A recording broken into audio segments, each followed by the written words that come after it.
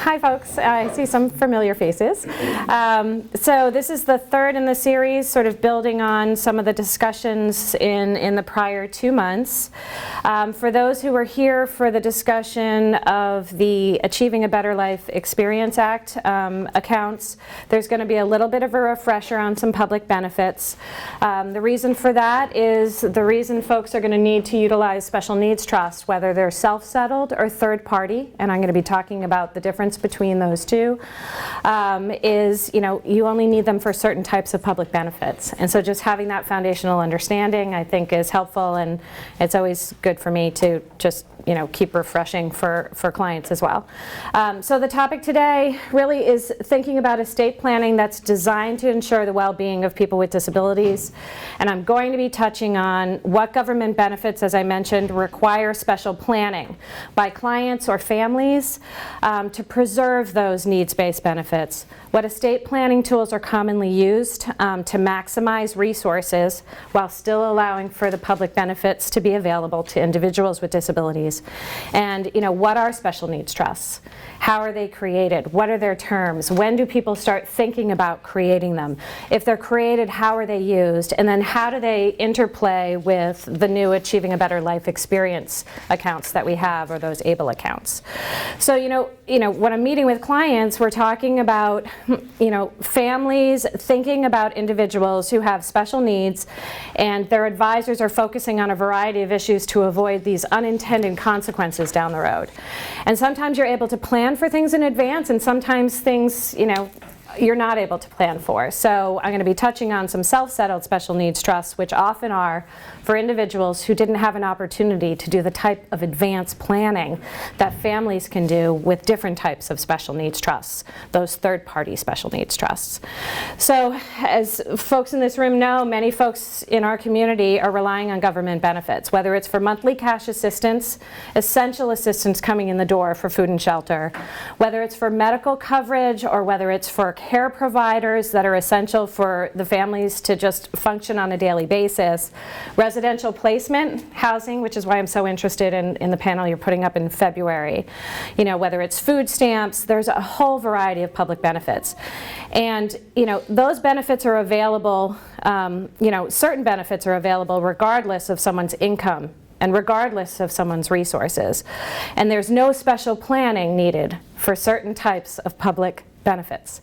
But the other benefits that have strict financial eligibility criteria, there's a delicate dance that has to be undertaken when it comes to what this individual can own and still get those resources that are available. And the pitfalls that we see, that we try to plan in advance for families, is the receipt of assets from any source can impact eligibility for public benefits that are based on financial need. So for example, if there's a gift that a grandparent wants to make to grandchildren, if there's a lump sum that comes in as a result of a damage award from a bus accident, if there's that unqualified outright inheritance that someone wasn't thinking about an individual and how they needed to manage the assets for them, well-intentioned gifts, inheritances, or damages awards that someone's entitled to may disqualify someone for benefits that are just as equally as important as the assets that are coming to that individual. And that receipt, that individual may not be able to just say, I don't want the assets, disclaim the assets, or take the assets and give them away and turn around and say, I'd like to be eligible for the benefits that I'm entitled to based on my financial need or my disability. So there has to be some planning tools in place, and those key planning options to manage assets for someone who's in need of public benefits are the key tool that's been around for years is a special needs trust. And that's a way to shelter assets that are otherwise countable to an individual under certain public benefits programs that have asset limits, and still allow those assets to be used in meaningful ways to increase the life quality of the person with disabilities. And at the same time, the assets in that special needs trust are not going to be counted toward eligibility for those needs-based public benefits that I'm about to describe in a few minutes. The Achieving a Better Life Experience Act in New Hampshire, it's the Stable New Hampshire accounts. That's a second and more recent tool. It might have a smaller pool of people who can participate in it, and I'm about to talk about that over the next hour. But it's a companion piece to a special needs trust in most cases. So, as I mentioned, for folks who were at my presentation on ABLE, this is going to be a refresher. For folks who were not, I just wanted to talk about some of the government benefits and the ones that we need to focus on when thinking about special needs planning. And I did have some slides. I probably should have mentioned that in the beginning. You're all holding them and sort of leafing through them. My presentation is going to sort of follow the content of those slides. I did actually prepare 2 charts that are at the tail end of the materials. They're kind of a nice at-a-glance differential between the different types of cash programs and the different types of medical programs. So it's, I think it's sometimes helpful to just have it all in one place rather than moving around and trying to find the answer. Of course, the numbers update every year and sometimes twice a year, so it's like shifting sand. That's how I feel I'm standing on. But public benefits really do come in a lot of different shapes and sizes. And the assistance that someone needs and when they can tap into these government benefits is going to differ depending on the program. And so when it comes to cash assistance programs that I wanted to talk about today, there's Social Security Disability Insurance, SSDI. There's Social Security Retirement, which I'm hoping to tap into in my 60s. There's Supplemental Security Income, or SSI. There's Medicare when it comes to the medical insurance, and there's Medicaid. They all sound the same, and they're very, very different. And whether an SNT, a special needs trust, or an ABLE account is even needed for an individual who has disabilities is going to be dependent upon the type of benefits they're trying to tap into. So sometimes I have some clients who call and say, I'm on SSDI, and I'm getting an award for a litigation settlement, and I don't need Medicaid. Well, my answer on that phone is pretty easy for them, which is you don't need a special needs trust in order to preserve the types of benefits you're on. So it's really important to know that special needs trusts aren't needed for everybody. So I want to talk a little bit about, the charts. I just want to sort of unpack them a little bit. Very briefly, and these are a broad brush discussion, Social Security retirement, I'm not going to really dive into. That's tied to work history. Folks are eligible for it at a particular age, 62 to 65. At 65, you get Medicare. Someone could have $5 million in the bank and still receive their Social Security retirement. It's an entitlement program. And while there might be some earned income caps for someone before age 65, that's not a program that has a disability determination in order to tap into. So a special needs trust is not going to be needed for your Social Security retirement. SSDI and SSI, those are programs where an individual needs to have a Social Security determination of disability. Those are programs that either have asset and income caps, where you might need this type of planning tool. They might have just income caps. How much can someone earn? So I want to talk first about Social Security Disability Insurance, SSDI, just so we can get that foundation, so we can move into how special needs trusts work to preserve not SSDI, but SSI. So, as I mentioned, just like for Social Security retirement, SSDI, Social Security Disability Insurance, has absolutely no asset and resource limit. So an individual who is paid into the system with Social Security withholdings and payroll taxes is going to have insured themselves if they become disabled later on in life. And by disabled or being blind, that just means that you're incapable of engaging in what the Social Security Administration considers to be substantial gainful activity, SGA. And your inability to engage in that activity, gainful activity, to earn wages, is based on a cognitive or a physical condition that is expected to last at least 1 year or have during the course of your lifetime or result in your death. And a person is considered not able to engage in this substantial gainful activity if they can't earn, at least this year, $1,220 a month. And that number changes over time. But if you can earn that much, by sort of definition, the Social Security Administration considers you able to support yourself and thus not disabled and not entitled to this type of benefit. But an individual has to have a requisite work history to tap into Social Security disability insurance. It's tied to Social Security earnings and payment into that system. It's an insurance program, an entitlement program for workers who have paid into the system. And you have to have a sufficient number of quarters. Please don't ask me what those numbers of quarters are, because I always have to look it up. But if an individual has a disability, and their parents have paid into the system, and if a parent retires, becomes disabled themselves, or passes away, and if the person with disability or blindness arose before age 22, that person can tap into a parent's work history. And so, sometimes I have clients who come in and their child is receiving supplemental security income because they weren't able to work. They weren't able to pay into the system. But a parent is retiring, or a parent has passed away. And it's sort of a life-changing moment when they realize that they can convert that SSI, which has an asset and resource limit, to SSDI, which doesn't have an asset limit. And Medicare will come along with SSDI after 2 years of a determination. And so that disabled adult child benefit, it's now called Childhood Disability Benefits, CBD, which has a very different meaning out in the community, but that is sort of a gateway to get benefits where you might not need a special needs trust in order to preserve. Okay, and it might be a higher amount of money coming into the household on a monthly basis. Yeah. How do you get those funds converted? So you work with the Social Security Administration, and I've had some clients that had Social Security actually notify them and convert them automatically, and that's often the case, but I've also had some clients who didn't have that happen for them, and they just had to advocate for it. Yeah.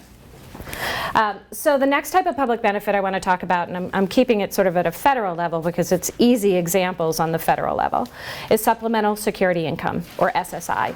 That one's needs-based. It's not tied to work history. And so SSI offers a cash assistance, just like SSDI, into the home for an individual with disabilities. And it's a very small amount of money. It's $771 a month in 2019. That's the maximum payment from SSI right now. And that's intended to provide that individual with food and shelter. And not much else, and I'm not sure how food and shelter can be maximized on that amount of income without other supports, residential supports through a program like Medicaid. And that's where needing a special needs trust can come in, because there's a lot of special needs trust can do to supplement the things that $771 is not paying for. There's a resource limit for SSI. As I mentioned, for SSDI, Social Security Disability Insurance, you could have $5 million in the bank and still be entitled to it. But for SSI, unless the assets are set aside in a special type of safe harbor vehicle, like a special needs trust or enable account, an individual can only have $2,000 in their own name in an account. And you can see how a gift or an inheritance or a damage award is just going to knock someone directly over that amount, and they're going to lose this essential income that's necessary for keeping food on the table for them. Money from third parties, as I mentioned, like an inheritance, that can knock someone off of SSI. But also families helping with certain types of expenses can be considered income to the person on SSI. So SSI has both an asset cap of $2,000, but it also has, they look at the income coming into the individual. And they're looking at both earned income. If someone's working, they're going to count $1 for every $2 that person earns and reduce their SSI check, because they figure, why are we paying you this much if you're bringing in money into the household, right? So if someone else is paying for, say, your food and shelter, a parent allowing a child to live rent-free, or someone giving cash in hand, that's going to reduce an individual's SSI check. So when it comes to SSI, they're not just looking at what's the lump of money someone has and keeping them below the limit, but they're also looking about what supports they're receiving. And they're looking at the source of those supports as well. And that's why now having an ABLE account is sort of a game changer, because assets can be used coming out of an ABLE account in ways where it might be problematic coming out of a special needs trust. So having the two working together is absolutely essential. There's sort of a little chart, very broad brush, on a comparison of the medical programs, Medicare and Medicaid. You know, federal medical insurance, Medicare, is tied to work history. As I mentioned, you qualify at age 65 or earlier after 2 years of a determination of disability. Medicare is going to cover things like co-payments, a portion of a stay in a hospital, doctor's visits, things of that nature, but it's not going to cover the additional supports that many families need. And that's going to be provided through a Medicaid program. And the Medicaid program is not an entitlement program tied to work history. It is a sort of a safety net program, and there's financial eligibility requirements in order to even receive it. For many Medicaid programs, there's a resource cap, and they're looking at income as well. Some Medicaid programs in New Hampshire are tied solely to taxable income. I'm not going to sort of talk about that because I've had clients come in and they say, I need to set aside my money in a special needs trust and I'm on this type of Medicaid program. And I say, well, that doesn't have a resource limit. It doesn't have a cap on how much you can own. So let's talk through this before you go locking up all your assets into an irrevocable trust that you don't control. So there's different types of Medicaid programs, and they all have different requirements, and they're joint state and federal rules. So it's sort of navigating those to figure out what's best for a person.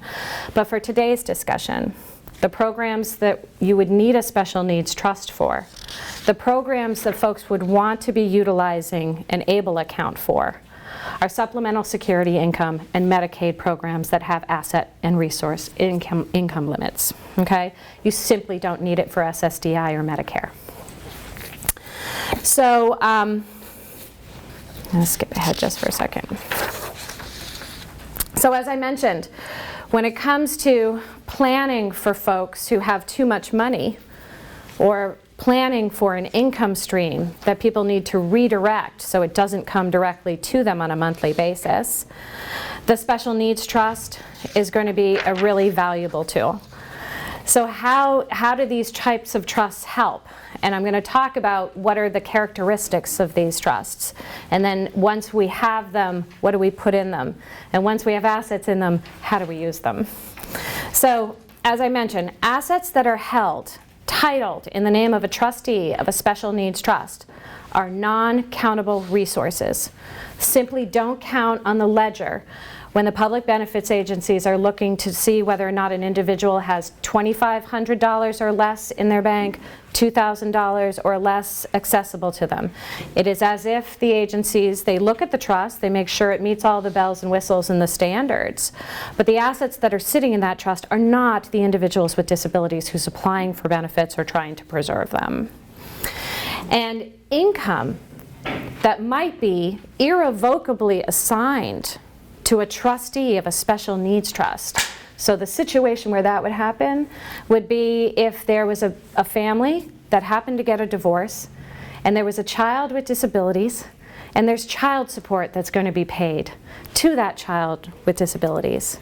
Well, that's considered income to the child, and it's going to count toward the income limit for the programs for the child.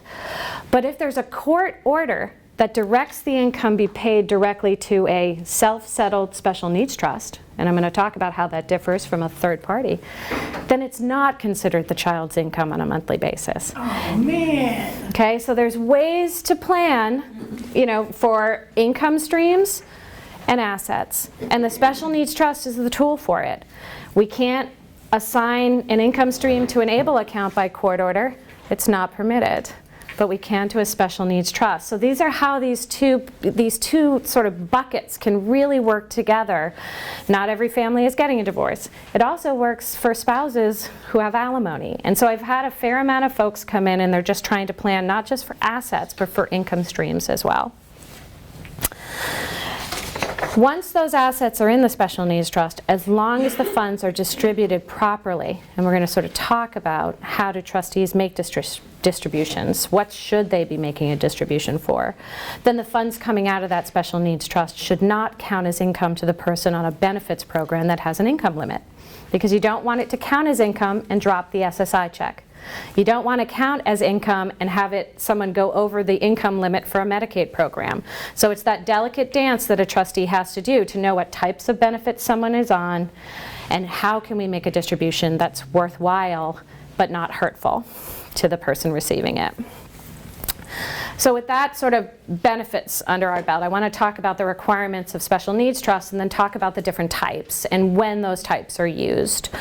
So, special needs trusts typically should be irrevocable trusts, at least once they're funded. It's because the public benefits agencies, revocable trusts are trusts you can change anytime. Irrevocable trusts, they're locked in stone. And a public benefits agency doesn't want to review a trust if they think the person who created it can change the terms the next day. It only makes sense. Distributions under that trust need to be fully discretionary. So the beneficiary doesn't have the right to demand a distribution, which is why in sort of that example where I was talking to someone about, do you need to lock your funds away in a trust that you don't own and you don't control if all you're on is Medicare and SSDI and you don't need other supports? The answer is no, because you're not going to have full access to the assets once they go into that special needs trust. And if families are planning in advance for an individual later on, they're not going to, that child is not going to be able to tell the trustee, give me the money. So it's not theirs, but it's solely used for their benefit. They're the sole beneficiary of that trust during life. There's spendthrift protections, which means there's sort of a moat around it, and creditors can't come in and sue to get pieces of that money. The trustee generally is discouraged from making distributions that are going to diminish or knock someone off public benefits, but typically my trusts are going to give trustees discretion to make a good call. So if there's sufficient funds sitting in a special needs trust, and if they can knock someone off benefits, say for a month, and the reason to do that is critically important. So if we make a distribution and it's income in 1 month, but that individual is better off by making the distribution than to have not made the distribution, I want to give a trustee discretion. They can make a decision to make a distribution and they can get good advice to do it, as long as it's in the beneficiary's best interest. But generally, trustees are encouraged not to go tinkering with public benefits that are so essential. The individual with disabilities, as I mentioned, typically is the sole beneficiary of the trust, and for self-settled special needs trusts that I'm going to talk about, those are trusts that are created with the individual's own assets. They have to be the sole beneficiary of the trust. There can't be other lifetime beneficiaries. You can't create it for like 3 different people, one of whom happens to be disabled. So there's different types of special needs trusts, self-settled special needs trusts and third-party special needs trusts. And to determine what type of trust someone needs, we already know, look at the public benefits to figure out if they need it or not. If they need it, what type of trust are we then looking at? You have to look at whose money is going into that trust. How old is the beneficiary? Are family members able to create the special needs trust? Let's say the individual with disabilities is not competent and they come into an inheritance outright because family didn't do planning and use the other type of trust, or they get a damage award. Well, if they're not competent and there's no family member who can create that trust for them, there's going to need to be a guardian who's going to have to set that up. Are there folks who can serve as trustees? Also, since Medicaid is a state and federal program, sometimes I have clients who come in and say, I'm preparing one of these third-party special needs trusts. I want to set aside the inheritance for my child. I want to make sure it's managed well. I don't want to muck with public benefits. But my child lives in Virginia. And so what do I do? Can I create the trust here? And the answer is yes, you're here. You can create the trust here, but I'm going to send it to one of my colleagues that I know in Virginia to look at it, because Medicaid is a joint state and federal program. And so, while some rules are federal, the states are entitled to interpret it, and there's always nuances on a state level as to whether they prefer to have this language in a trust rather than that language. And as long as it's not going to be problematic, in my opinion, then we'll tailor it to the state that the beneficiary is living in. So I've mentioned a few times there's different types of special needs trusts. There's self-settled special needs trusts, and there's third-party special needs trusts. So a self-settled special needs trust is funded with assets that belong to the beneficiary, to the person with disabilities, at some point during their lifetime. It was theirs. Assets are an income stream.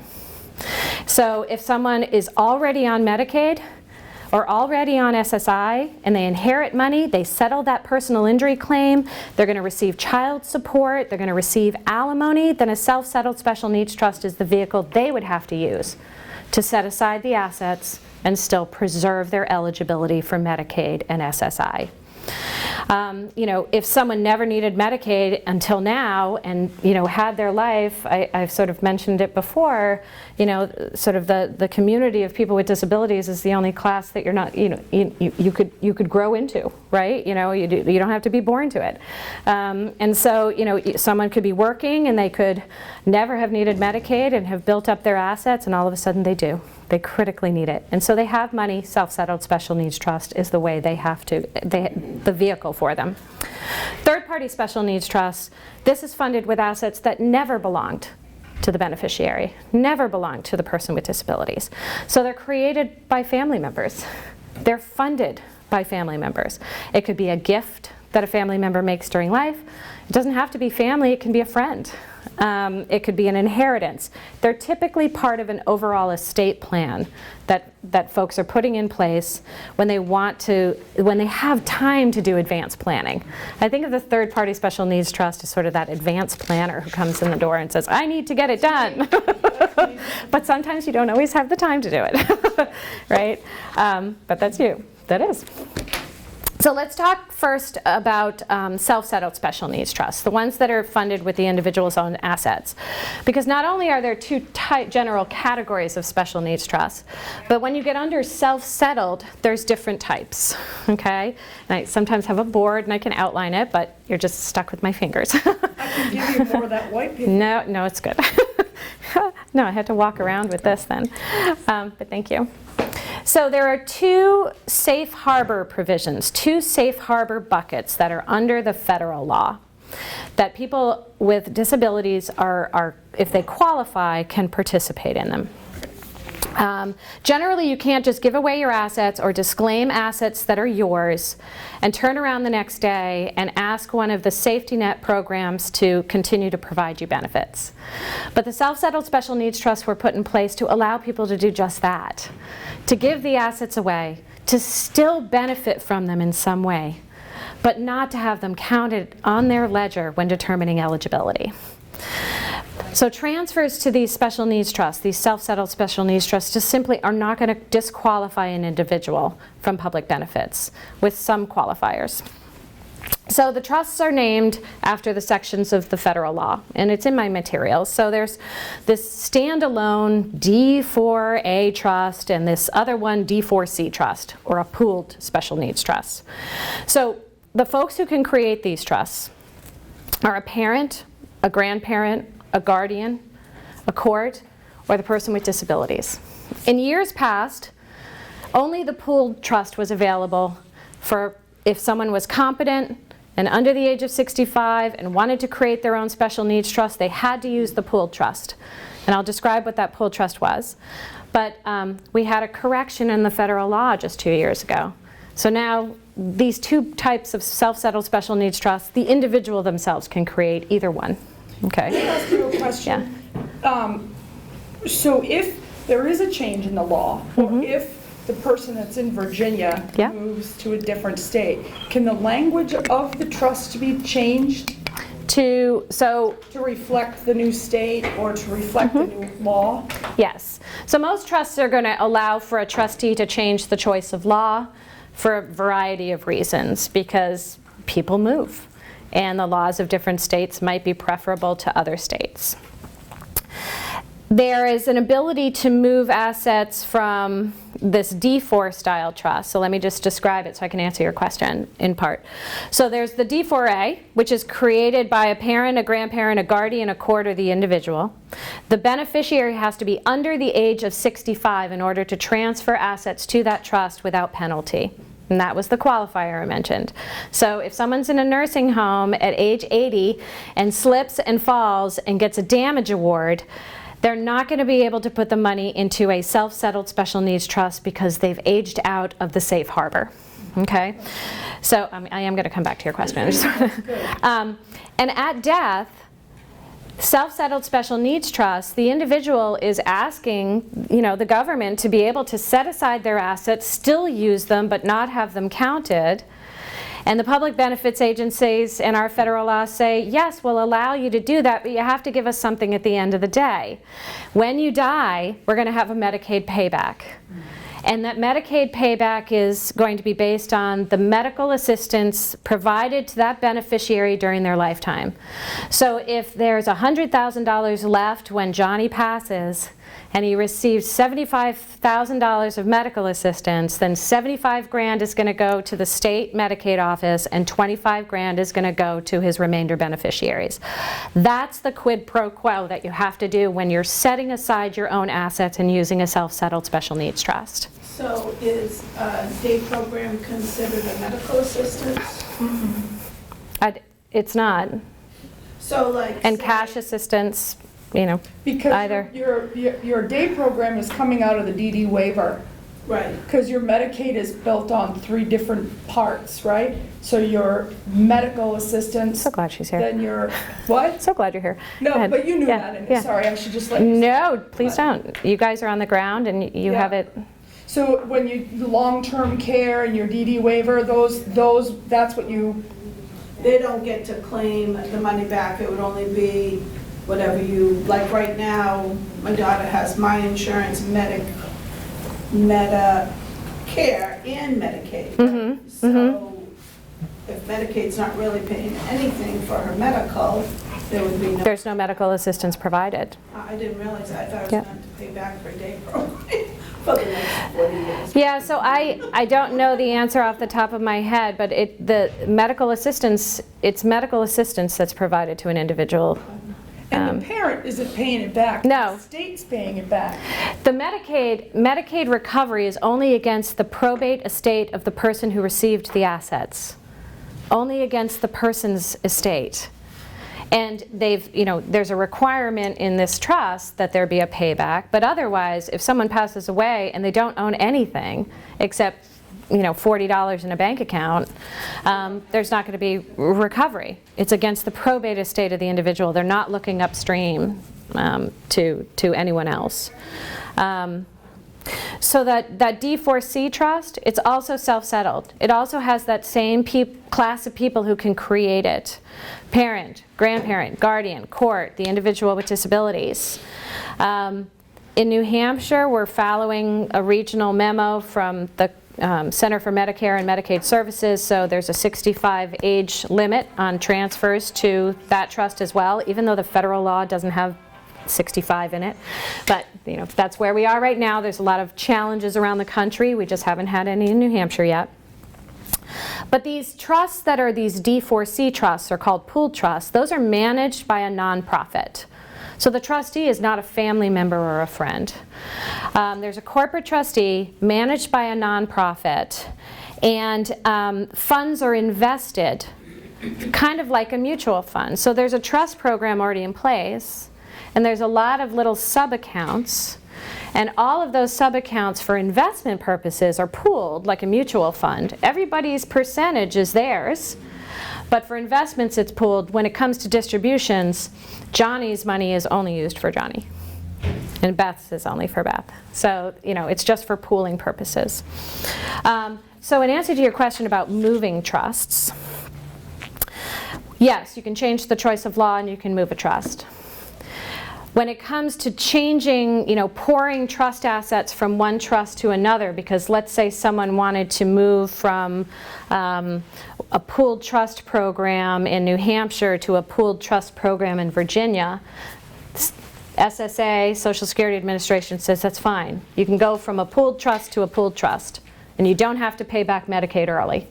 Okay. But they will not allow you to go from a pooled trust to a standalone, self-settled special needs trust that's administered by a family member without paying Medicaid back. I don't know what the reason is. They may, the Social Security might change its rules. Well, it's the same thing if you're dealing with an IRA or if you withdraw money from your retirement account, for example, and you're gonna pay that bill right to somebody else. It's still You still pay taxes on supposedly it. it goes through you to do it, so it's probably the same reason. Yeah, I think that they were looking at the fact that there's pooled programs all over the country. They're administering assets for a lot of beneficiaries when they're in the pooled program, and for some reason they thought, it might be easy if people move to just go to another pooled program. I don't know whether or not they're going to correct it, but you can move from state to state. It's just you can't always move from the type of self-settled special needs trust you want to a different type of special needs trust that you want, okay? So it's just the character of the trusts themselves. Self-settled special needs trust. So, if you can't do advanced planning, that's the safe harbor. That's when you need to put your own assets into it. Third-party special needs trusts, those are estate planning tools.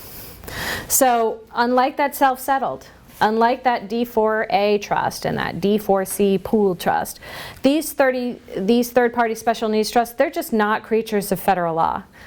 These are common law style trusts. These are trusts that have been around for centuries. They're discretionary trusts that people set aside for people they love to have money administered for them.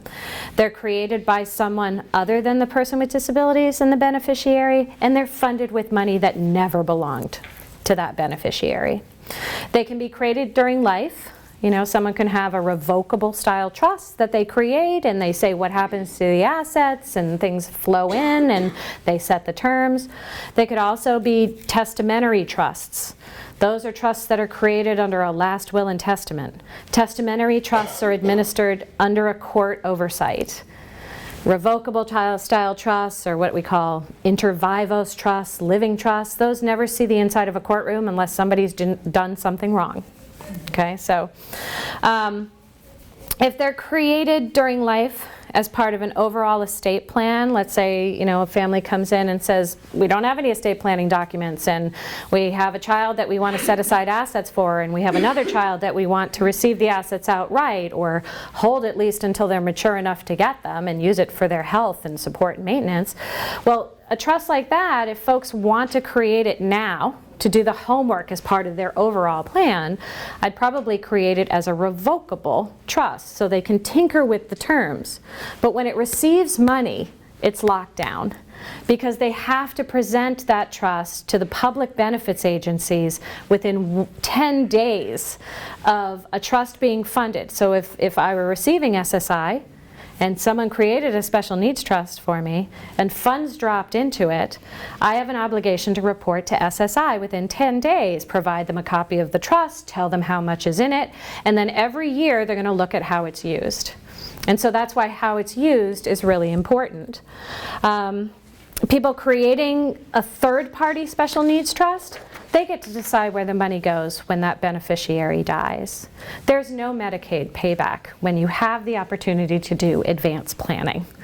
So only self-settled special needs trusts and ABLE accounts have Medicaid paybacks. When you report it to SSI, is that, okay, first of all, two parts. One is there any way that you don't have to report it to SSI? Like, is there any ways to avoid it or anything? And would that impact the individual's SSI benefits? So everybody heard that question? So I want to repeat it. Yeah, so the question was, is there any way to avoid having to report to a public benefits agency on a trust being funded? And secondly, whether or not someone's going to have their benefits impacted by it. The first is no, you have to report it to the public benefits agencies. There is a 10-day requirement so it requires you to report changes in circumstances to the public benefits agencies, and becoming a beneficiary of a trust that has something in it is a change in circumstance because the funds could be used for you. I've had folks come in, 2 years after, and they've never touched the trust, and it's been sitting, they set up the bank account, and it's just been sitting there. Nothing's come out of it, and then they find out, oh my gosh, I had to report this in 10 days, and I haven't done it before. Well, then it's a matter of just educating the agency and say, look, the trust has been funded. I just found out, that I had to report to you. I'm reporting to you now. This is the account when it opened. Here's all the statements. Nothing has come out. out. So oftentimes, if you have a human moment with someone at the agencies, then, you're not going to get a penalty for Medicaid incorrectly paid, because if the funds are sitting in a qualifying trust and nothing has come out, then Medicaid has been properly paid. And SSI has been properly paid. It's just a matter of process. You forgot to tell them because you didn't know you had to. And so there's just ways that we can sort of work with clients on that. Will it affect their benefits? The answer to that is it a properly drafted special needs trust? And so I've had to cure some special needs trusts. Most recently, like a month ago, I had someone come in and oh, that's okay. So, I love that. I know. I was like, so someone came in and there was a third-party special needs trust created for her. And her mother's estate plan sent all the money to her directly. And so, there was no communication. And so, folks have seen the third-party special needs trust because she provided it to them, but now she has all this money, so we had to create a self-settled for her at that time. And so, is it properly created? Well, a third-party special needs trust can't receive your own funds. And so it had to have a new trust created and presented.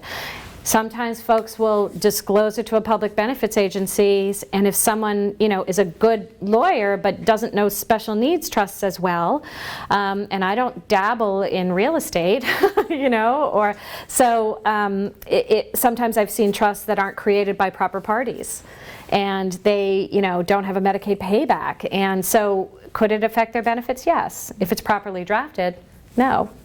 Because the goal of these and the purpose of these is to have it not affect public benefits. But you just have to make sure you're using the right type of trust for the right type of money, and the person qualifies to use it. If you hit all the bells and whistles, it's non-countable.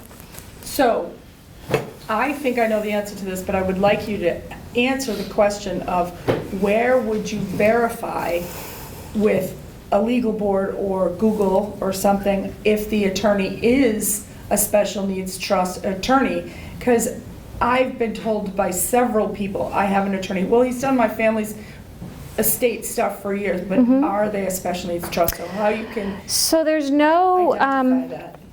there's certifications for elder law attorneys, something called CELA, Certified Elder Law Attorney. There's not a certification in New Hampshire and in many states for special needs planning. There's an organization that my partner and I are members of. It's called the Special Needs Alliance. It's a sort of and it's national, and it's an invitation only, but it's for folks who, who spend a significant amount of their time on public benefits planning, on estate planning, special needs planning, and so the Special Needs Alliance is a good resource. And then it's just looking at, sort of the website, but really asking questions that sort of drill down. And you've got some information here and say, so would I need a self-settled special needs trust or a third party? And if someone can't answer that question, then you're probably not in the right hands, right? But the Alliance is a good place for us to look. It's a good place to look, and it's got folks nationally. So, and there's an Academy of Special Needs Planners as well. And so that's another organization that has, I don't know what their criteria is, but I know that I know some colleagues that are members of that as well. So there's ways to find it, but there's not a certification or a specialty, like you can get a tax master's or something, it doesn't come along that way. Some of it's experience, and some of it is how much time do you want to dedicate to learning of your practice, right? Yeah. So there are also some, so there's self-settled special needs trusts for people who had to put their own money in. The D4A trust, which is standalone, where a family member can be a trustee of it. There's the pooled trust, which is a nonprofit. Both of those are self-settled. Both of those have Medicaid paybacks. Third-party special needs trusts, created by family members or friends, and the beneficiary's own money never went into it.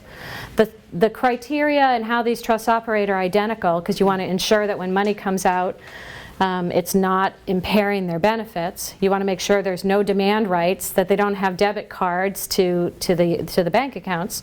But they serve very different purposes in terms of sort of like who can use them. There is another type of special needs trust, and it's specifically for spouses. So, you know, you'd think you'd be able to set up a trust during your lifetime and say, I want it to be a special needs trust for my spouse when I die. Well, you could do that for a child, you could do that for a sibling, you could do that for a friend, but you can't do that for a spouse.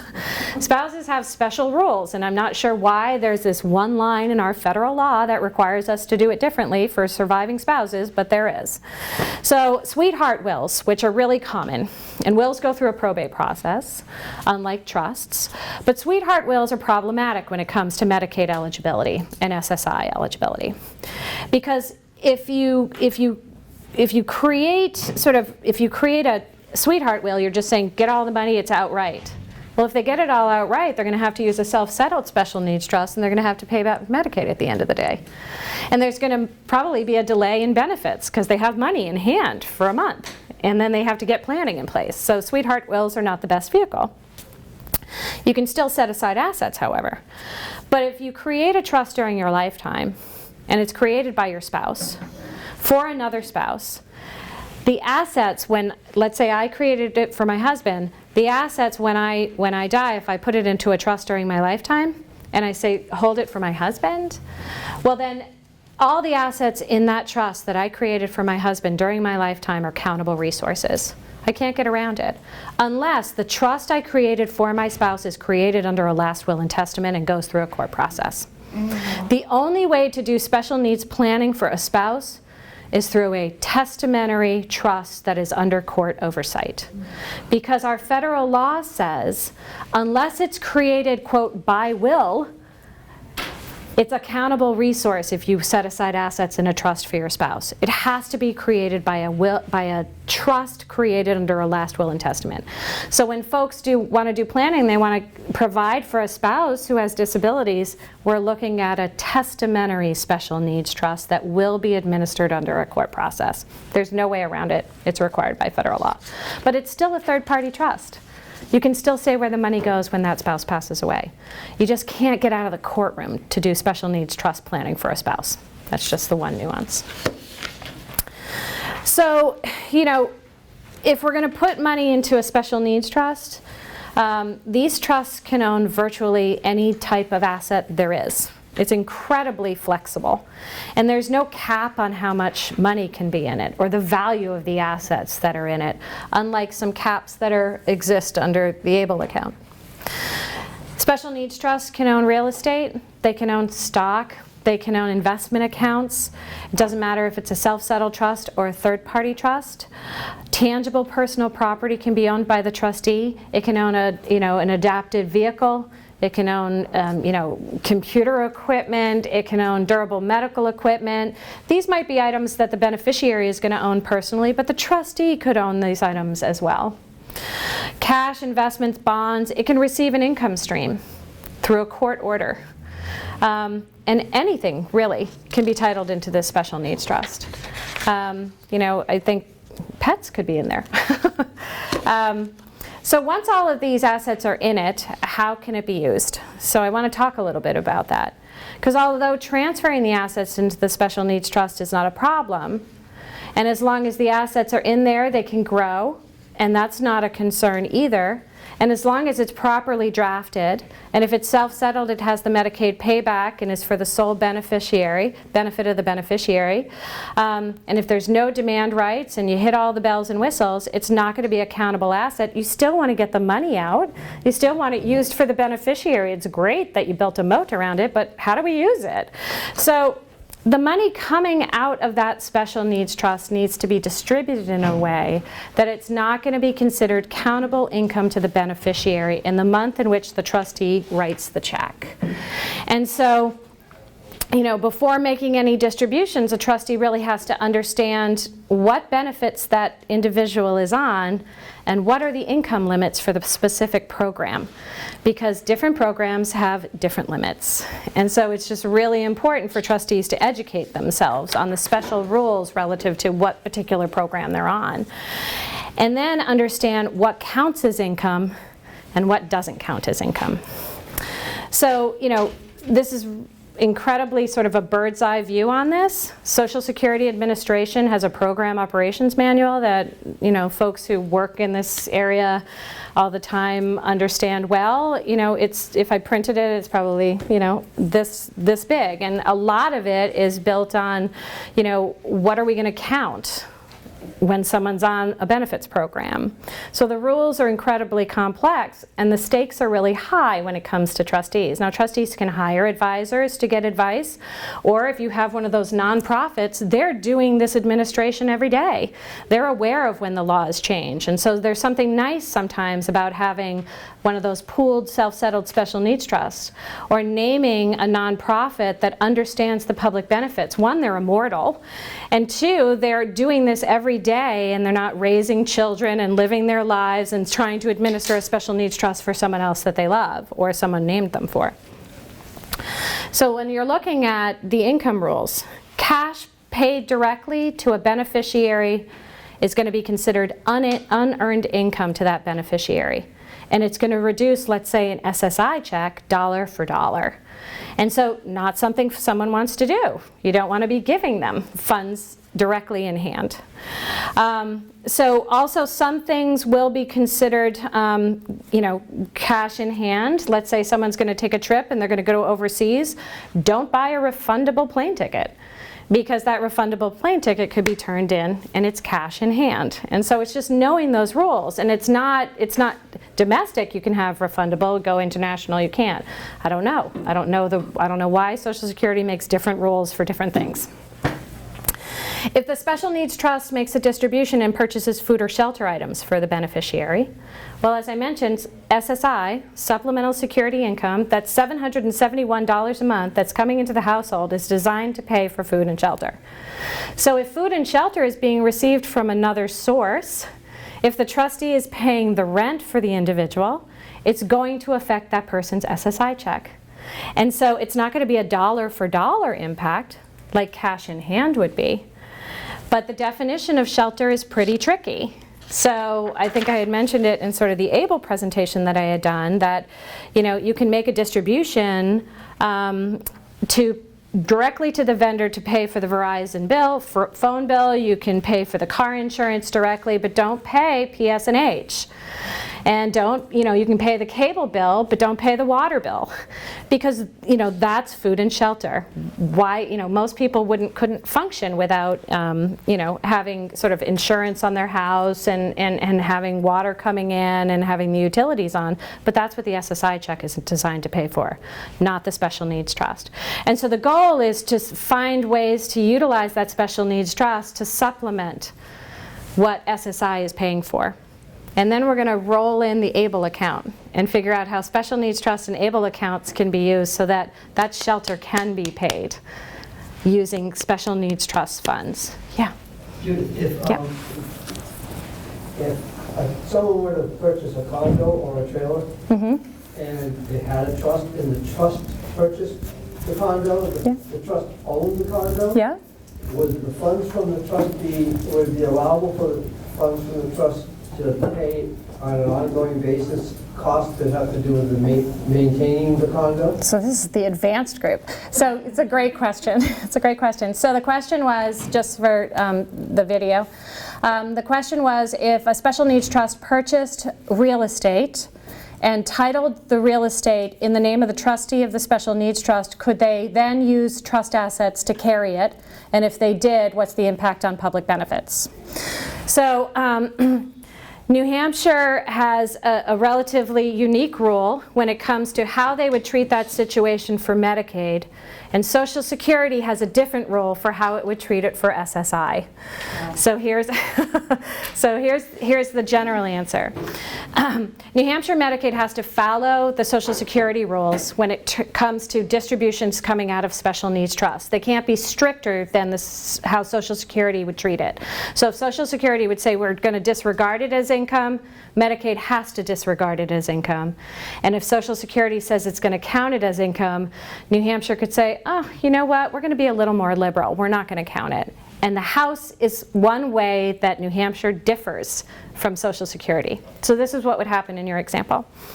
If the trustee purchased the house in the special needs trust, and the trustee needed to pay the mortgage and the taxes and the insurance on that house to secure the asset, Medicaid, our rule in New Hampshire by statute, says those types of distributions to secure an asset the trustee owns are not income for Medicaid eligibility. But that person's SSI check is going to be reduced by 1/3. Because SSI and Social Security Administration says taxes and insurance and a mortgage on property are considered countable income, in-kind support and maintenance. So the home is, I could say it depends. What benefits are we talking about? So yes, a lot of trusts will own real estate. And I'll give you an example, and we're going to jump ahead a little bit, but an Achieving a Better Life Experience account is an account that an individual with disabilities, whose disability or blindness arose before age 26, can put assets into. And those assets are non-countable resources, just like a self-settled special needs trust. There's going to be a Medicaid payback, just like a self-settled special needs trust. The age, it's a little bit different, but for simplicity, for our example. And so ABLE accounts kind of run parallel, side by side, working as partners for those whose disability arose before age 26. And so I have an example right now in the last year where a trustee purchased a house in a self-settled special needs trust. Sorry, third-party special needs trust. Third party. Mother created it. Mother dropped money into it. She was able to do it. A home was purchased. And he's on SSI. And so we don't want his critical $771 check reduced. So an ABLE account was created for him because he qualified. His disability rose before age 26. Well, while the special needs trust for SSI purposes cannot cover food and shelter costs without reducing his SSI check, the ABLE account can be used for food and shelter. So what happens is the trustee is taking money on an as-needed basis, pouring it from the trust into the ABLE account, and the ABLE account is paying for the insurance, the ABLE account is paying for the taxes, the ABLE account is paying for what's needed for food and shelter. Because we have both buckets to draw from, now his check is $771 a month. And he's using special needs trust funds to fund ABLE to pay for shelter costs. So they have to now be working together for homes in particular. Did that answer your question? Okay. So payment to a vendor for like a third-party vendor, so no cash in hand. Try not to pay for food and shelter costs because you're going to affect public benefits. It's going to be considered unearned income to the individual. But if you pay a third-party vendor for things that are not food or shelter, and there's so many things that are not food or shelter, you could pay for medical, dental, education, therapies, care providers, car insurance paid directly to the vendor, Verizon phone bill paid directly to vendor. You can purchase computers, household furnishings, you could purchase an adaptive vehicle, you could buy a house. The goal is to supplement what the public benefits are designed to pay for. But trusts often are written in a way that's flexible enough to say, listen, if we have to reduce benefits in 1 month and it's going to count potentially as unearned income to them, but it's in the best interest of the beneficiary to do that, trusts are often very flexible and allow a trustee to just make a good decision about whether or not maybe we'll reduce the check this month, but the value to the beneficiary is so great by making that distribution. Don't really want to tie a trustee's hands and say you shall not do this. You want trustees to have discretion to get some advice and make good decisions. So, as I mentioned, not all government benefits have financial eligibility requirements. Not all of them are going to need these special needs trusts. And the planning is really focusing on achieving as much independence as possible, having as many buckets available to do the planning. Keeping benefits is not the only objective. I have some clients where they're getting a settlement, they're getting a gift, they're getting an inheritance, and it's a modest amount. And they're receiving it, early in the month, and they say, should I just lock it all up in a special needs trust, a self-settled special needs trust? And my first question out of the box is there anything you need? Because there's ways, if you get assets, you might be able to change the character of the assets into something that was countable when it was cash in hand, but is non-countable when you trade in the 20-year-old car and now have a very reliable car with snow tires that you're going to be able to utilize every day. So there's ways to spend down assets without dropping them into a self-settled special needs trust. So talking to families and clients about the objectives. Does the person with disabilities want to control their own funds? If they drop it into a trust where they're not the trustee of and where they can't demand it, then they're not in control of the funds and a trustee is making decisions for them. And I've had some folks that say, I don't want someone controlling my funds. I'm going to go off benefits for a period of time and I'm going to control my own destiny, so to speak. And so we talk about the pros and cons, and ultimately it's going to be the decision of the person who has the decision-making authority as to what they want to do with the funds. Never going to force someone into a special needs trust if they don't want to go there. Yeah. Could you pay rent for like a little business spot out of a special needs trust, so you couldn't pay rent for a home? Yeah, as long as you're paying a vendor directly, it's not food or shelter. Yep, because it's business related. Yep. Just don't send the money to the person and have them cut the check. Yeah, no, I learned that. The hard way. Yeah. So I want to talk now, so that's special needs trusts. And I've already sort of teased out ABLE, and I don't think everybody here was. The only other thing that I wanted you to address really is a lot of folks believe that you have to have an inheritance or some money or even $25 to start a special needs trust. Okay. And as you know, this is my personal information, so I can divulge. I opened my trust, my third-party trust for my family with my future insurance inheritance. So there's no money in it, it's unfunded, but they will be very happy, especially if I get hit by a train. So when do people create third-party special needs trusts? Yeah, sort of, kind of the question. And what do you need? Check to one check. So sure. How do you put that money away, and if you don't have it, what other ways can you fund it? Yeah, that's a great question. So talking about third-party special needs trust, when you create them, is it too early to create it if you don't have, a nest egg that you're already designating for someone? Third-party special needs trusts are typically funded for inheritances, and a lot of folks are creating inheritances through insurance. And insurance is one of the best assets. Proceeds on insurance is one of the best assets to fund into a special needs trust. Here's why. Like, a lot of people have retirement, 401ks, 403bs, individual retirement accounts, tax-deferred accounts that the IRS has been waiting to get its income tax on, right? And so we can sit on it till 70 and a half. If I create it, I can sit on it till 70 and a half, and the IRS just has to wait until they start making me take out minimum required distributions so they get their piece of the pie. When I pass away, if I had an individual I was setting aside assets for, and I had the decision to choose between retirement funds going into a special needs trust or insurance proceeds going into a special needs trust or a stock account after tax dollars, I'm always going to choose insurance or after tax dollars, and here's why. When you have to make a distribution out to a special needs trust, from a retirement account, the IRS wants it to go out to the trust and out to the person in, every year. But you don't want mandatory distributions of income to a beneficiary under a special needs trust. You don't know how it's going to affect their benefits on a monthly basis. So when I have families that come in that have some wealth in retirement accounts, and they say, I want to structure my trust this way, it's a very careful conversation about what are we setting aside into the special needs trust.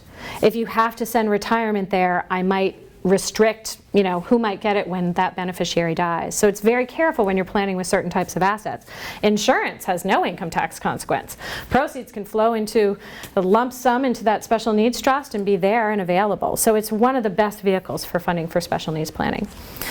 The second part of your question is, when do you create it, right? And so I have some folks who come in and want to do their planning, but don't intend to put any money into a special needs trust while they're alive. They're not going to make gifts. They don't have family members that might want to designate this individual under their own personal estate plans. And in a situation like that, you might not need to have the trust created now. You could say under your planning documents, hopefully like a trust planning document that's not a will that goes through court. And that trust could say, when I pass away, set it aside for Beth, Ann, and I'm going to say Johnny again. I don't know where that name came from today, but Beth, Ann, and Johnny. And Beth and Ann hold it till they're age 35, provide for their support and maintenance. And for Johnny, don't give him the money outright. Set aside his share into a third-party special needs trust. Trustee, I want you to create that trust when I die, and then pour his money into it. That's still a third-party trust because it never went outright to Johnny. Never went outright to the beneficiary. But the person who created the first trust didn't create the special needs trust while they were alive.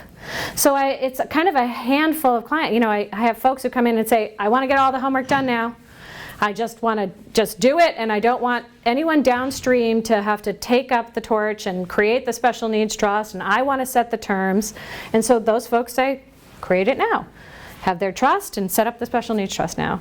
Because they might say, grandparents are going to want to provide for Johnny, and I want the trust in place. So they can put in their estate plan, send a share here. You don't have to create it now. But what you do have to do is plan in advance, if you have the time, to say it doesn't go outright to this individual. Because if it goes outright, it's going to have to either go into one of these vehicles, an ABLE account if they were disabled before age 26, and ABLE can only receive 15 grand a year, so if they get a larger inheritance, that's off the table, or a self-settled special needs trust, and that has a Medicaid payback. So if you're doing advanced planning, don't send it outright to the individual. Either create the special needs trust while you're alive and able to control the terms, but there's a cost associated with that, understand, or have a trust that says, trustee, create it. And I'm going to give you some guidance on what the terms should be. And that's how I build it into the plan without having the cost of creating it now. Some folks just want to eat the frog, as I say, and do it all. The cost anyways, it just would potentially come out of your estate. It would come out of Johnny's share, yeah. Yeah. They usually don't hit the other kids with, the planning for one. But that's a conversation, right? Like, do you want it to come out of the top, create the trust, and then divide it in thirds? You had a will that said, it's going to be divided between the kids equally, and this person's is going to go into a special needs trust that will be created at the time of the disbursement. Right. Okay with that? You'd be okay with it. If you did it under a last will and testament, in New Hampshire, our courts typically are going to keep oversight over that special needs trust for the duration of that child's lifetime. So the trustee is going to have a bond. The trustee is going to be reporting annually to the court about distributions. Because once it gets into courts, we have a hard time telling the court that the person who died didn't want the court involved forever, right? I can't convince him. They said, put it in a trust. You don't have to look at it. And they're like, oh no, we're going to hold on to it. But I have one now that I have to report to the court every year. My daughter has one. So what's the difference with that? There's no difference. It's just not you reporting. It's the next person in line after you're gone. They don't have to report what I report now. Yeah. And it's just whether some folks don't want it in a courtroom. Some folks would rather it operate privately and ticks along, and it doesn't see the inside of a court until somebody's gone off-road and done something they shouldn't have, right? Yeah. Any other questions before I? So good. It's the off-road and the arm movement, right? Yes. There you go. So the next piece about ABLE accounts, and there is a 1-hour webinar on them specifically. I just wanted to touch on them, so it's sort of bundled into one training tool. So ABLE, I mentioned, stands for Achieving a Better Life Experience Act. It was the product of decades of advocacy by the disability communities nationally. The goal is designed to allow individuals who are able to manage their own funds to have funds available to them under their control for independent purposes, and to allow them to utilize those assets for things that a special needs trust might not be able to be used for. And so I think of it as relatively new. It's now a couple of years old, but the account is similar to a 529 college savings account. It's actually a tax law creating ABLE. It's not under the Social Security Act. It's not under the Medicaid statute. It's under the Internal Revenue Code. It's just, it's a tax law. And it's designed to grow income tax-free. And ABLE assets can be used for a whole wide variety of purposes. New Hampshire partners with the Ohio Stable program. Many states do. Ohio was out of the box first. They really have created a great platform, and many states have partnered with Ohio rather than getting their own independent ABLE program off the ground. There are some other states that have created little consortiums, 3 or 4 states pooling their money together to have their own little ABLE programs. But the requirements to participate in ABLE are that you have to be considered blind or disabled under the Social Security rules, and as I mentioned, that designation, that medical condition, has to have arisen before age 26. So when I mentioned for self-settled special needs trusts, someone can't transfer assets into them without a penalty over age 65. Right? So there's some age requirements for these different types of tools. Third-party special needs trust, you can set aside, there's no age requirement. Someone could have become disabled at 92 and you just wanted to set aside funds for your grandparent. There can only be one ABLE account per person. So someone could have 37 special needs trusts that are providing for them. One from all sources. All source contributions, total contributions from everyone annually can't exceed $15,000 per year. So an ABLE account is not going to be the solution when someone comes into a large damage award, an outright gift, or an inheritance. The most it's going to be able to receive is whatever is left of $15,000 that they can contribute to it. So there, a self-settled special needs trust would have to be used if someone was an outright beneficiary. Is that calendar year? Calendar year. Okay. Yep. And that $15,000 a year, just like every other limit that we have in public benefits, it's subject to change. So that's tied to the gift tax rules because it's a tax law. So it used to be $14,000 for years. It went up to $15,000, and ABLE is tied to that number of what the IRS says you can give to individuals without even having to tell them about it every year. So there's a cap on the total amount that can be in one of these ABLE accounts. So in order to remain eligible for SSI, you can't have more than $100,000 in an ABLE account. If it goes to $100,001 or $101,000, which is probably the better way to say it, you're going to be off SSI until you get down to that limit again. Suspended, not have to reapply, but you can't go over. So there's an asset cap. Not $2,000 though, $100,000. And it's going to take a while to grow, but that's okay. It's much higher. For Medicaid programs, it's based on the state program's 529 college savings account limits. I'd have to look again, but I know Ohio is over 500,000. And we're tied to Ohio's, so for Medicaid. So someone might have $120,000 in an ABLE account, be off SSI, but still eligible for the Medicaid assistance they need. Okay, so different limits for different programs. And funds coming out of an ABLE account simply are not going to be considered income to the individual in the month that the funds are used. So ABLE accounts were designed to pay for what are known as qualified disability expenses. You know, that is as broad as special needs trust uses, which is anything really related to the individual's disability. But ABLE account can be used for more. It can be used to pay for food and shelter costs. It can be used for basic living expenses, housing costs, rent, mortgage, utility, property taxes. Special needs trust, if it paid for that rent, it would reduce the SSI check and count as income to Medicaid.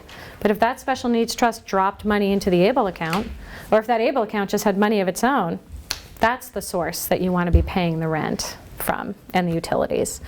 Transportation costs, assistive technologies, personal care and support services, health services, professional services. I mean, the list is broad, and it was intended to be broad. Because an ABLE account, unlike a special needs trust, an ABLE account is considered owned by the person with disabilities. Special needs trust is not owned by them. They are a beneficiary of it. They do not control it. But the ABLE account, this advocacy was, we want an account that someone can own, someone can control, someone can use. So Keeps you out of poverty. it keeps you out of poverty, right? Do you know anything about using the ABLE Act, since you can use it for so many different things? If you were able to take a housing voucher and turn it into a mortgage, you could pay that mortgage payment out of your ABLE account, right? So I know we have 'Cause that's a public benefit. That's yeah. what I'm kinda- So ABLE is, so here's the unique thing about ABLE. ABLE says it's not a countable resource for federal benefit programs. So that's the first threshold. I know HUD is sort of a federal program, but you know, like if you drop money into an ABLE account, it's going to count for sort of state cash assistance because it's only excluded for federal programs. Okay, so Medicaid is a joint state and federal program, but if you get a state Medicaid only assistance, they don't have to exclude an ABLE account. So we have some guidance from HUD, we have some guidance from food stamps on the fact that it's a non-countable resource when it goes in. I don't know the answer because I don't know enough about, there's so many different types of housing programs and subsidies that I'd need to take a look, and I haven't reread the HUD, the HUD guidance in a little while. But it's on your list. It's on my list. Yeah, it's just so true. I need to get back to her on that. But it was designed, I'd hesitate to say how it couldn't be used, because because the funds are the individuals, just like if they had money in an SSA, account, and it was all supplemental security income money, they can use that money for whatever purposes they want to use that money for. ABLE accounts are designed to be used for housing expenses, and so what you're describing is a housing expense. What I'm not familiar with is the convergence and change of a voucher over to a mortgage. I haven't had a client that had me looking at it. It's a special mortgage. Yeah. You'll be at the next meeting. Yeah, I'm definitely going to be. I'm going to be in the audience. It's going to be great. So, as I mentioned, not everybody can own an ABLE account.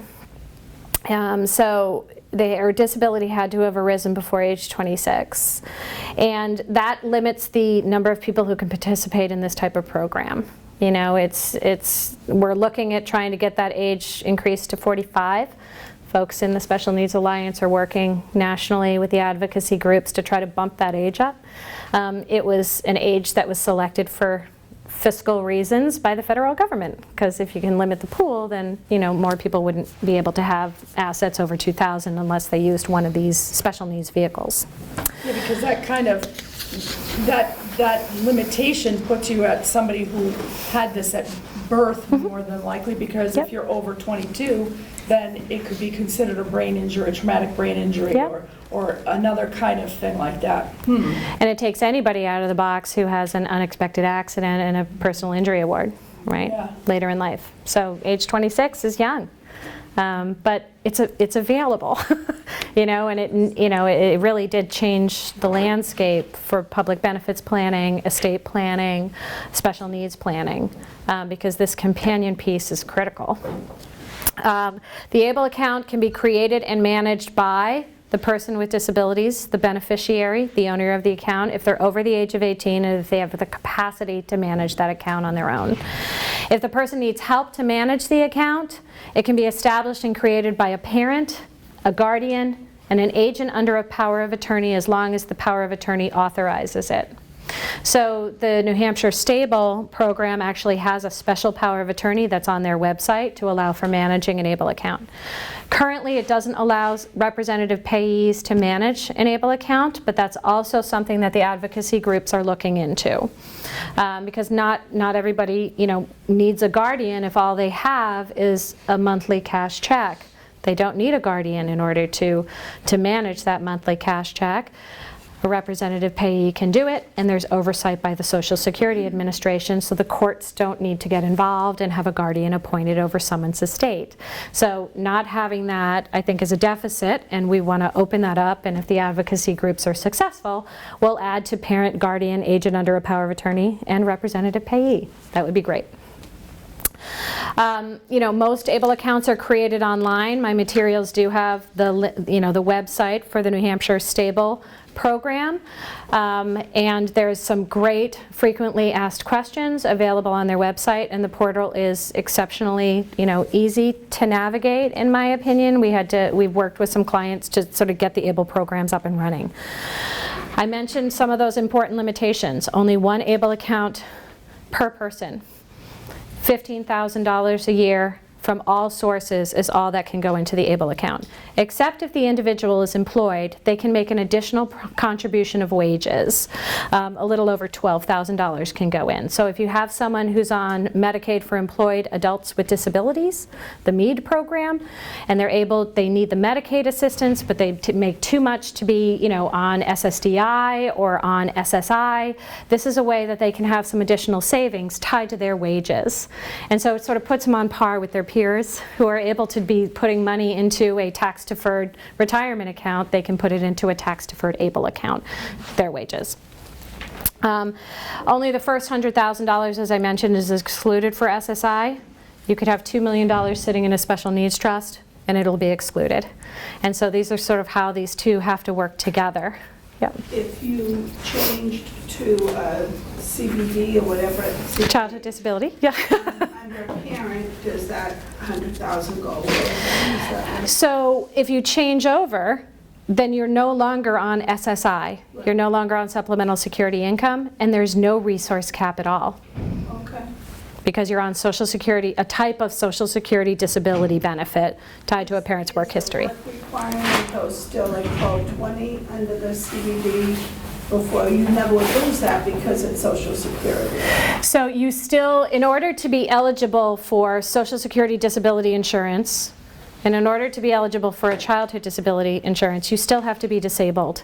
Right. And in order, if you can earn more than what Social Security Administration considers to be a substantial gainful activity wage, then you're not disabled by definition. And so you can't go over the SGA, those substantial gainful activity limits. You still have to be disabled to tap into childhood disability benefits, I guess is my point. Yeah, yeah. So the one thing to sort of talk about is the Medicaid payback on ABLE accounts. So I'm probably going to wrap up sort of there and just take some questions. But ABLE accounts, they're self-settled monies, and just like the self-settled special needs trust, they are going to have a Medicaid payback when the beneficiary passes away. Because the assets in that account go to the beneficiary's probate estate, and Medicaid can recover against a probate estate for medical assistance provided to a beneficiary during their life. Yep. They can't have a will saying, I want this money to go. They can have a will, but Medicaid is going to be paid first. Yeah, they're always that priority creditor. I hate to say it. But it is sort of the balance that, the agencies strike. We're going to continue to give you assistance, but at the end of the day, if there's anything left, we'd like to be repaid some. So I have mixed feelings about it, but it seems somewhat reasonable in some ways. It doesn't have to be, but it doesn't have to be death either. If you win the lottery, right? Yeah. And you come into $1 million, and now Social Security benefits and Medicaid cash benefits, or it's the medical piece of it that you're paying back on Medicaid. Yep. and you have to pay back that $70,000, that comes before or after taxes? Is that for their whole life? No, So that was sort of a noodle. That question was like, when does that I'm just payback- following the question. Yeah, when does that payback start? Because I think Okay. isn't there a time So, period? yeah. So the Medicaid assistance payback starts after age 55. Unless you drop assets into a special needs trust, self-settled special needs trust, then it starts, they can recover to the dawn of time. If you drop it into an ABLE account, the Medicaid assistance lien, they get recovery from the date the ABLE account was created forward. So there's different periods of time. So if you have been in the community and you've never needed a special needs trust, but you happen to own your own home and you've been able to survive on sort of childhood disability benefits to carry it, and the home was in your name outright, and you got a disability exemption for taxes, and you've been able to make ends meet, and you've been getting help, medical assistance in home, let's say through a waiver program, like a home and community-based care or Choices for Independence, there's no recovery against your house when you die. It's only from age 55 forward that you receive Medicaid assistance. So if you died at age 53 and you had assistance, there's no recovery until age 55 forward for that person out in the community. But these vehicles have Medicaid paybacks that are tied to the federal law and self-settled special needs trust. There's a Medicaid payback. It doesn't have the requirement of 55 and older. The ABLE account hasn't been out long enough, and there's not a whole lot of guidance on recovery other than to say it's from the date the ABLE account was created forward. And we only have 2 years, so I haven't had a client come in the door who happened to have Medicaid assistance at 47, created an ABLE account for 2 years, died, what are they trying to recover? I haven't had that case come in the door. Yeah. And I'm going to say you don't get a dime because there's no recovery before 55. That's going to be my position. But I don't know because ABLE hasn't been around that long. And the ABLE to be clear, is designed to help the individual who is disabled be out of poverty. It's not to enhance the life of their dependents moving forward. No. That's what the trusts are for. Right, and the ABLE account can only receive $15,000 a year, so if it gets it, the likelihood, maybe it'll grow if there's another pool of funds, but I have folks who are using the ABLE account every year, and so the balance at the January is very different from the balance at 12/31. They've been using the money, and so it hasn't been growing. It hasn't been using the income tax-free growth, but that individual has had the money and access to the ABLE account, so their independence has changed. Right. So they're using the money that's going into the ABLE account. So I have some folks who are like, I'm not going to drop that much money into it. I'm going to put in enough so I can use it to maybe pay taxes and insurance on a house, so it doesn't count as income. But I'm not going to sock away tons of money in the ABLE account unless you have a beneficiary in their 30s who really wants access to the funds and wants that level of independence and can manage it, right? So it's important to know that just if you did third-party trust planning and you put money into a third-party special needs trust during the lifetime of the beneficiary, there's no Medicaid payback at all. And as long as you use the funds in that trust for things other than food and shelter, then it will go to the beneficiaries of that trust at the end of the day. But if that same parent put the money into an ABLE account, when that beneficiary dies, there's a potential for a Medicaid lien. And so third-party trust planning, no Medicaid lien. ABLE account has a Medicaid lien accruing. But you need both of them because they can be used for different purposes. Right. And there's maximum independence for ABLE, but someone else is controlling the money in special needs trust. But together, they're like a match made in heaven, right? So one of the questions, they don't do a payback on Medicare, just Medicaid. That's right. Yep. That was one thing. And then if you have a trust that's maybe 12 or 13 years old, special needs, should that be rewritten at some point, or is that kind of good for the life of that individual? It's a great question. So the question is, do you update trusts, once they're already in place and already operating? So Part of me wants to say if it's not broken, don't fix it, because if the public benefits agencies have reviewed it and it passes muster and you're using it properly, then why correct it if there's not a problem? If there's, our trust laws went through significant changes in New Hampshire, at least, in the last 10 years. And there's a lot of authority that trustees can make distributions for. I don't know if the trust wouldn't have said you can fund an ABLE account, because ABLE didn't exist then. And so, it would really depend on looking at the trust, understanding how it's been going. I think in a situation where it's been around a long time and things are working, if there's not other reason to try to update it, modernize it, or do something with it, I would say probably not to update it. Money from the special needs trust into an ABLE account, you could do that up to $15,000 a year. You can, And yeah. would that need to be listed in your trust? As an ability to, like you just said, wouldn't say Yeah. ABLE because ABLE wasn't. So, let's see, advanced group. So, yeah, so the question was? You guys can be after this question. Yeah, oh yeah. So, in conclusion,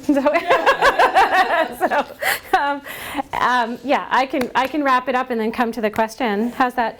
So, I think that establishing an ABLE account is an incredibly beneficial thing to do for someone who wants the independence.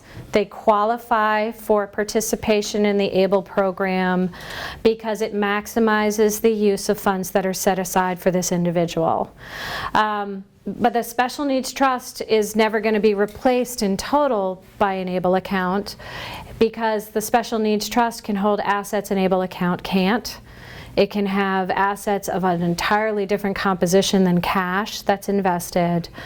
If someone is unable to manage their own assets, they're going to need a trustee in order to do it.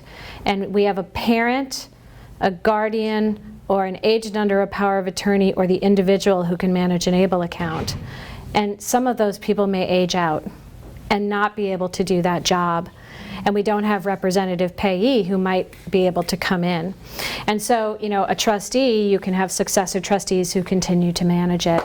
So I think having these two work together is the best possible solution from looking at all of the planning options available to an individual with disabilities. So I'm going to close there.